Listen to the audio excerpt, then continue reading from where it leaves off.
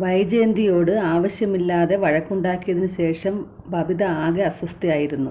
അവൾ മുറിയിൽ വന്നിട്ട് അലീനയെ വിളിക്കാൻ വേണ്ടി ഫോൺ എടുത്തു. പിന്നെ അലീന ചേച്ചി ഉറങ്ങിക്കാണുമെന്ന് വിചാരിച്ചിട്ട് വിളിക്കാതെ മേശപ്പുറത്ത് വച്ചതും അലീന അവളെ വിളിക്കുകയാണ്.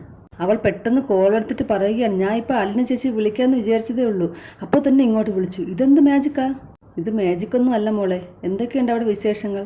ഇന്നും ഇവിടെ വലിയ വഴക്കുണ്ടായി, അതും ഞാൻ കാരണം. അമ്മ ആവശ്യമില്ലാതെ ഓരോ പ്രശ്നങ്ങൾ ഉണ്ടാക്കുകയാണ്. ഞങ്ങളെ ഒന്നും ചെയ്യാൻ സമ്മതിക്കുന്നില്ല. പുതിയ വേലക്കാരിയൊക്കെ കൊണ്ടുവന്നിട്ടുണ്ട്. അലീന അവളെ സമാധാനിപ്പിച്ചു. അമ്മയ്ക്ക് അടക്കി ഭരിച്ചാണ് ശീലം.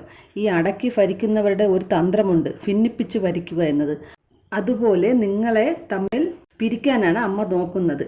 അച്ഛനും നിങ്ങൾ 3 മക്കളും കൂടി ഒറ്റക്കെട്ടായി നിൽക്കുന്നത് അമ്മയ്ക്ക് ഇഷ്ടപ്പെടുന്നില്ല.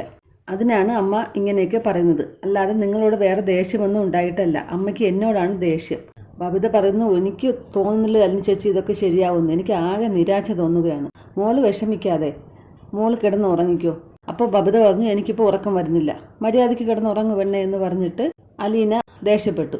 അപ്പോൾ ബബിത കിടക്കാൻ തയ്യാറായി. എന്നിട്ട് അലീനയോട് പറഞ്ഞു, ചേച്ചി ഫോൺ വയ്ക്കല്ലേ. ഇല്ല, ഞാൻ വയ്ക്കുന്നില്ല.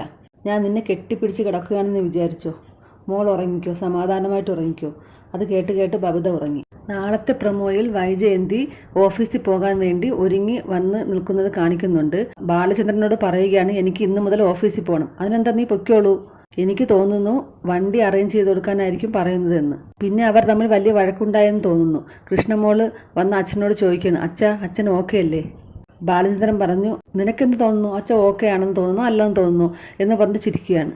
പിന്നെ എന്തൊക്കെയോ പറഞ്ഞ് കൃഷ്ണമോളെ സമാധാനിപ്പിച്ച് കാണും. പിന്നീട് കാണിക്കുന്നത് കൃഷ്ണമോൾ ചിരിച്ചുകൊണ്ട് നിൽക്കുന്നതാണ്. വൈജയന്തി അറിയുന്നില്ല വൈജയന്തി യുദ്ധം ചെയ്യുന്നത് സ്വന്തം നിഴലിനോടാണെന്ന്.